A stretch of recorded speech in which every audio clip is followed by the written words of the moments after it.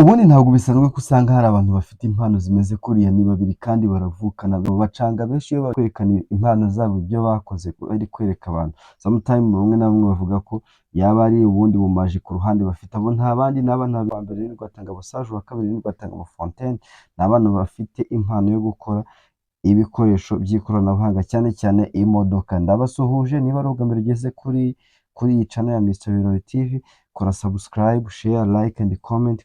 Amahoro y'Imana bane nawe, twigarukiye ku bana babiri b'impanga bavukana bakora ibintu bijyanye n'ikoranabuhanga, cyane cyane by talent, ni impano yabo gukora ibintu by'ikoranabuhanga, cyane cyane like Rwatanga Busaje, Rwatanga Fontaine. Ngira ngo uri kubyumva, Rwatanga sometimes ntabwo ushobora kumbaza ngo birahurira he, Rwatanga Fontaine na Rwatanga Busaje. Abana ni impanga, bafite impano ikomeye cyane, bafite impano barunganirana. It's amazing kid man, bafite impano my dear. Sometimes niyo ujya ubabona ku muhanda bari kwereka ati ibi ni twe twabikoze, ibi ni twe twabikoze, ukabipinga cyangwa se ukumva ko ari ibintu bidashoboka.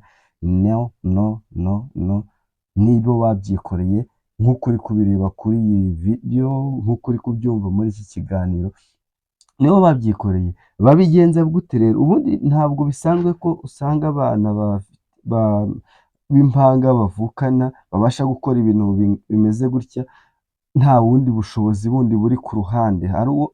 Ushobora kwibaza ati se kuki bano bana bashobora bino bintu, cyangwa se wasanga hari abandi babibakorera bakabibaheza, hanyuma nabo bakaza bakagenda kubyereka abandi bantu ku muhanda cyangwa se muri public. No, abana umwe afite imyaka 12 n'undi afite imyaka 12, ngira ngo wabyumvise neza, baracyari abana batoya.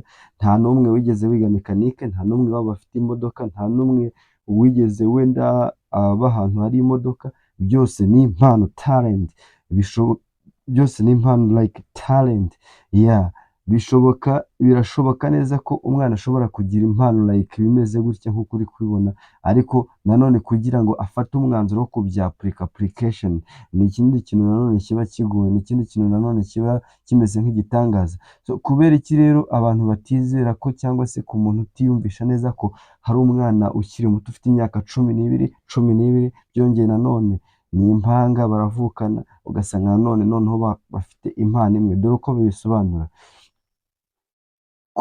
tugendeye nko kuri iyi modoka like muri kubona hano muri video, murabona ko like ni imodoka like ifite ubushobozi bwo kuba yatwazwa remote control, like ayitwaza remote control. N'amajeti se wa mwana, ubundi usibye ibintu kuba waba ubikora gutya like nk'impano, ubundi ibi bintu wagushyira muri garage like iri mu imodoka zisanzwe, ibintu wabikora. Umva uko yasubije.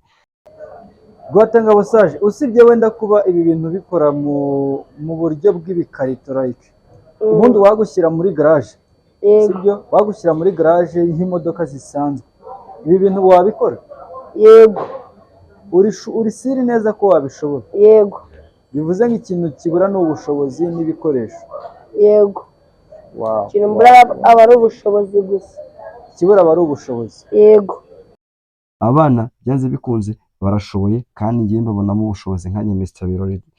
Niba nawe hari abandi uri kubona hirya no hino ku ruhande like sometime ushobora kubafasha, ushobora kuba utabafasha mu buryo bujyanye na financial, ariko akaba wabafasha mu buryo bujyanye na publicity, nyine ukabereka societe iyi ni impano y'ejo hazaza. kandi byaba bimeze gute mu gihe twazaba turi gukoresha imodoka zikozwe n'umwana w'umunyarwanda like ukiri mutoya, like udafite n'ubushobozi noneho burenze, tuvuge wenda ngo yabikuye iwabo cyangwa byagenze gute. In mind, talent man, tukabihereza agaciro kanini cyane, kubera yuko byanze bikunze igihe kizagera natwe dukoresha imashini like zakorewe ku butaka bw'u Rwanda, dukoresha imashini like zakozwe n'abana b'Abanyarwanda. Abangaba nibo nanone nibo tangiriro, bariya nabo nibo tangiriro. Duhurize hamwe, reka dusubire mu kindi kiganiro. My dear, niba ari ubwa mbere ugeze kuri iyi channel ya Mr Birori TV, ibuka subscribe, share, like and comment. Imana ikurinde, umunsi mwiza.